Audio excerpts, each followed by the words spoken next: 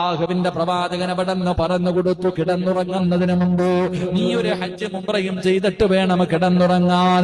ആയിഷാ ബീവി റളിയല്ലാഹു തആല അൻഹ അല്ലാഹുവിന്റെ പ്രവാചകന്റെ മുഖത്ത് നോക്കുകയാണ്. അല്ലാഹുവേ, എങ്ങനെയാണ് ഹജ്ജിന്റെ മാസത്തിലല്ലേ ഹജ്ജ് ചെയ്യാൻ പറ്റൂ, പിന്നെ കിടന്നുറങ്ങുന്നതിന് മുമ്പ് എങ്ങനെയാണ് ഹജ്ജ് ഉംറയും ചെയ്യാൻ പറ്റുക?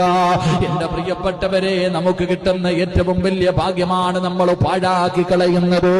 റസൂലുള്ളാഹി തങ്ങൾ പറഞ്ഞു കൊടുത്തു, ആയിഷ സുബ്ഹാനല്ലാഹ് അൽഹംദുലില്ലാഹ് അല്ലാഹു അക്ബർ.